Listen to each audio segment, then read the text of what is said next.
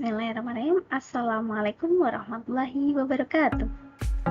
Alhamdulillah, pada kesempatan ini kita masih bisa bertemu kembali dalam mata kuliah teori pembelajaran bahasa. Dan pada kesempatan ini kita akan membahas terkait teknologi dan media digital dalam pembelajaran bahasa. Pasti teman-teman semua yang ada di sini sudah nggak asing nih istilah teknologi maupun dengan istilah media digital. Namun pasti kebanyakan dari kalian mendengarnya istilah teknologi maupun media digital itu di sebelum pembelajaran. Maka pada kesempatan ini kita akan membahas dan mengupasnya. Gimana sih teknologi sama media digital itu kalau misalkan diimplementasikan dan diintegrasikan untuk pembelajaran bahasa. Kita memasuki materi, terlebih dahulu disampaikan terkait tujuan pembelajaran. Jadi, kenapa dan apa tujuan mempelajari tentang teknologi dan media digital dalam pembelajaran bahasa, yaitu yang pertama pada ranah psikomotorik. Mahasiswa mampu mendesain dan mempresentasikan media digital interaktif sederhana, baik itu menggunakan Canva, kemudian Book Creator, Padlet, atau lain sebagainya. Itu bebas. Yang penting sesuai dengan skenario pembelajaran bahasa Arab yang telah disusun. Kemudian pada ranah afektif, mahasiswa mampu menunjukkan sikap kreatif, terbuka terhadap masukan, dan bertanggung jawab selama proses eksplorasi aplikasi desain media digital. Dan yang terakhir, yakni pada ranah kognitif, melalui pendekatan project-based learning, mahasiswa mampu menjelaskan prinsip dasar penggunaan media digital untuk mendukung pembelajaran bahasa Arab dengan benar, karena nantinya akan diberikan tugas ya di akhir. Tuh. Sebelum kita membahas lebih lanjut terkait materi ini, kita harus perkenalan dulu. Perkenalan sama siapa? Ya perkenalan dengan si materinya. Materinya kan tentang teknologi dan media digital. Jadi kita harus tahu dulu apa itu teknologi, apa itu media digital, dan bagaimana sih pembelajaran bahasa. Oke, yang pertama yaitu tentang teknologi. Jadi teknologi itu adalah penerapan ilmu pengetahuan dan rekayasa untuk mempermudah kehidupan manusia. Jadi di sini teknologi itu memang sebuah rekayasa ya, tapi dia itu dari penerapan ilmu yang ditemukan oleh para ilmuwan. Contohnya seperti apa? Kayak misalkan robot. Robot itu kan juga rekayasa kan dia. AI itu kan juga rekayasa, tapi untuk mempermudah kehidupan manusia, nggak ada yang untuk mempersulit ya. Semuanya untuk mempermudah. Dan apalagi sekarang ini kita di era yang penuh serba teknologi. Semua bidang, semua aspek dalam kehidupan kita itu saat ini membutuhkan dan memanfaatkan teknologi. Semua sudah berbasis teknologi, makanya jangan sampai kita itu gaptek. Jangan sampai kita itu ketinggalan teknologi. Kita harus tetap tetap mengikuti perkembangan teknologi. Nah, selanjutnya setelah kita memahami apa itu teknologi, kita pahami dulu yang menyandingkan. Kita kan harus membahas tentang teknologi dan media digital. Jadi, media digital itu apa sih sebenarnya? Kalau media digital sendiri itu adalah segala bentuk sarana atau platform. Jadi, dia itu platform yang berbasis teknologi elektronik yang menyajikan informasi dalam bentuk digital. Jadi, dia itu platform ya, platform bentuknya digital. Contohnya kayak apa? Misalkan aplikasi, kemudian misalkan seperti Book Creator dan lain sebagainya. Pokoknya dia itu yang bentuknya digital, sudah digital, sudah mencakup audio, kemudian visual, kemudian animasi bergerak, bisa juga ditambahkan tulisan dan ada suara. Tuh. Nah, terus apa sih hubungannya teknologi sama media digital? Jadi mereka berdua itu punya hubungan apa sih sebenarnya? Kalau untuk pembelajaran bahasa itu kenapa sih kok nggak bisa terpisahkan gitu kan ya? Nah, jadi di sini mereka itu saling melengkapi satu sama lain. Kalau teknologi dia itu sebagai enablernya yaitu menyediakan perangkat dan infrastruktur. Dia itu enablernya apa ya? Sebagai wadahnya istilahnya. Kemudian kalau media digital itu sebagai konten itu berarti isi atau materi yang disajikan. Nah, jadi si media ini adalah isi yang disajikan, sedangkan teknologi ini adalah wadahnya, gitu, sebagai penyedia perangkatnya. Jadi hubungannya adalah di sini yang tertulis, tanpa teknologi, media digital tidak bisa berjalan. Benar, coba bayangkan, kalau hanya ada isi, gimana dia mau ditampilkan, gimana dia mau berjalan, pasti kan membutuhkan wadah, membutuhkan si perangkatnya. Kemudian begitu juga media digital. Tanpa media digital, teknologi dalam kelas akan kurang bermakna. Kenapa? Karena kalau teknologi nggak ada isinya, dia hanya alat.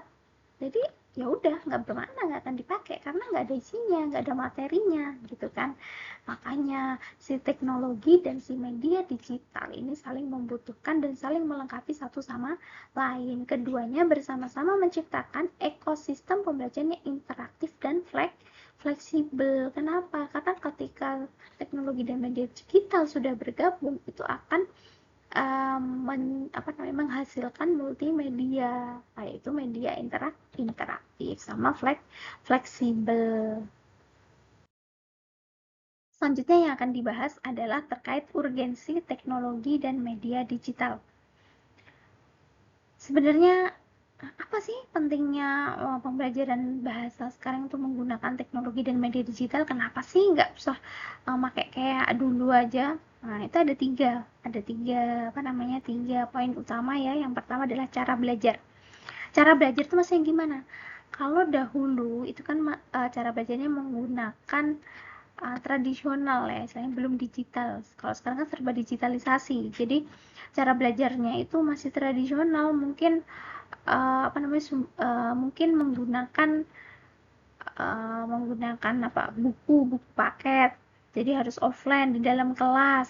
Kalau sekarang nggak harus kita datang ke dalam kelas, bisa belajar jarak jauh, belajar online. Nah, itu bisa.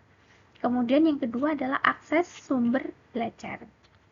Nah, akses sumber belajar di sini tuh maksudnya gimana? Contohnya, kalau dulu itu akses sumber belajar itu hanya satu, mungkin dari buku paket aja ya, dan itu terbatas banget. Kalau sekarang itu misalkan kita di sini, kita bisa mengakses, mau belajar belajar dari manapun itu bisa.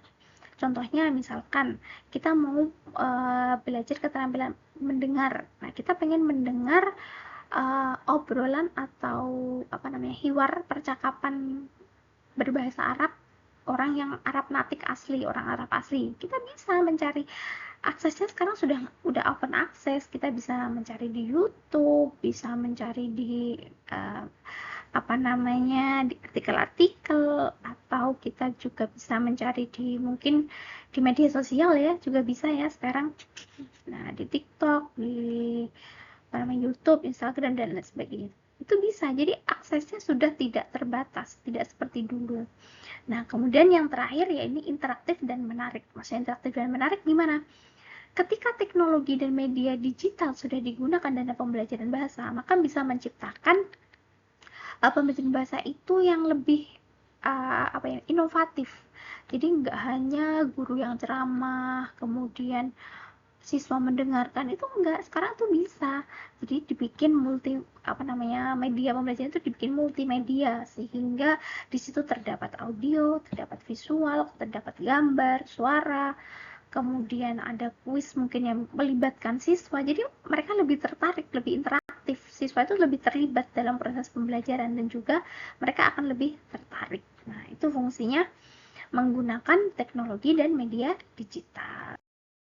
Setelah memahami urgensi dari teknologi dan media digital dalam pembelajaran bahasa, bisa kita simpulkan kan bahwasannya paradigma pembelajaran bahasa itu mengalami perubahan dari paradigma yang lama menuju paradigma yang baru. Ini sangat mencolok ya, sangat mencolok sekali. Kalau paradigma lama itu yang pertama, guru sebagai pusat pembelajaran. Jadi semua materi itu berpusat dari guru. Jadi guru ceramah, bukan dari siswa-siswa, kayak seakan siswa pasif di sini. Kemudian yang kedua, fokus pada tata bahasa dan terjemahan. Jadi yang dipelajari itu dalam pembelajaran bahasa, fokusnya itu ya belajar qawaidul wa tarjamah. Jadi hanya translate gitu. Nahwu, sorof, terjemah, dan sebagainya. Kemudian yang ketiga, pembelajaran bersifat teori dengan hafalan kosakata. Nah, jadi kalau dulu pembelajaran bahasa itu pasti mengharuskan hafalan, jadi harus dihafalkan. Kemudian media pembelajarannya terbatas, nggak seperti sekarang. Kalau sekarang kan media sudah tidak terbatas, semua serba teknologi, serba dunia digital ya kan. Dan penilaian berfokus pada hasil akhir. Kalau dulu itu saklek, kaku. Jadi pokoknya hasil akhirnya gimana, makanya yang paling penting kalau dulu itu sebenarnya ujiannya pokoknya nilainya bagus, itu sudah aman. Nah kalau sekarang enggak, kalau sekarang kita sudah menuju pada paradigma yang baru. Bagaimana paradigma yang baru itu? Yang pertama yaitu siswa sebagai pusat pembelajaran, jadi guru itu hanya sebagai fasilitator, jadi hanya dikasih pancingan, guru hanya sebagai pemantik. Ini sebagai pemantik, jadi misalkan kita mau membahas tentang teori pembelajaran bahasa, ya, dikasih pemantik doang, nanti silahkan siswa mencari literasi sendiri. Kemudian fokus pada kompetensi komunikasi, jadi tidak hanya pada tata bahasa sama terjemah, ini sudah mulai ke kompetensi komunikasinya. Dan yang ketiga, ini mendorong keterampilan berpikir kritis, kreatif, kolaboratif, dan komunikatif. Nah di sini sekarang kan siswa itu dituntut untuk memiliki HOTS, jadi memiliki critical thinking, berpikiran kritis tapi dalam hal positif, bukan negatif ya. Nah, gitu. Dan kolaboratif komunikatif ini bisa ke arah afektif. Jadi kolaboratif komunikatif ini maksudnya gimana? Jadi pembelajaran bahasa itu tidak hanya untuk misalkan satu suku, jadi antar suku pun bisa, kemudian antar umat beragama pun bisa, tidak hanya untuk suatu kelompok gitu. Jadi ada toleransinya, toleransi beragama, toleransi sesama umat beragama, toleransi antar suku, budaya, dan lain sebagainya kayak gitu. Jadi tetap komunikatif meskipun sukunya berbeda, agamanya berbeda, tidak ada masalah. Sedangkan kalau dulu itu harus hafalan, sifat teoritis, nggak praktis, nggak praktisi, nggak implementasi langsung. Kemudian pemanfaatan teknologi dan media digital ini sudah sangat jelas ya, tadi sudah kita bahas berkali-kali. Penilaian autentik, nah, penilaian autentik ini bisa berupa mungkin dari portofolio, pembelajaran berbasis konteks dan pengalaman nyata. Jadi kalau dulu itu fokus pada hasil akhir, kalau sekarang enggak, berbasis konteksnya gimana, pengalaman nyatanya siswa gimana. Jadi dituntut teori itu dikaitkan dengan pengalaman nyatanya siswa. Jadi supaya siswa itu lebih enak dalam memahami materi. Nah, setelah kita jelaskan, setelah kita bahas panjang kali lebar ya terkait teknologi dan dan media digital, di sini sangat terasa ya bahwa kita sekarang tuh sudah memasuki era digitalisasi, sehingga pembelajaran bahasa pun juga dituntut untuk berbasis teknologi dan media digital. Jadi dalam semua aspek, semua bidang itu sekarang tidak bisa lepas dari yang namanya teknologi. Dan setelah pembahasan selesai, maka kita akan menuju pada final ya, bukan ya. Jadi di sini ada tugas. Nah, nanti silahkan teman-teman untuk membuat desain media digital untuk pembelajaran bahasa. Jadi di sini nanti silahkan pilih salah satu keterampilan berbahasa Arab, boleh istima, boleh kalam, kiroah, ataupun kitabah, monggo silahkan. Kemudian menentukan tujuan pembelajaran yang relevan sama keterampilannya. Kemudian pilih salah satu teknologi, mau menggunakan teknologi apa, dengan media digital apa, monggo. Rancang produk digital sederhana, jadi sederhana tapi menarik ya, yang inovatif. Nah, ya. Nanti silahkan itu dibuat, kemudian nanti dikumpulkan, nanti akan dikirimkan link ya, link pengumpulan tugasnya. Baik teman-teman semua, silahkan dikerjakan tugasnya dengan baik.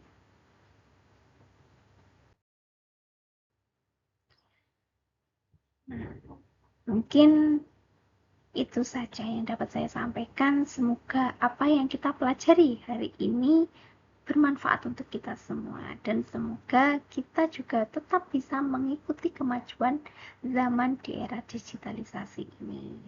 Baik, syukron. Ila liqa. Wassalamualaikum warahmatullahi wabarakatuh.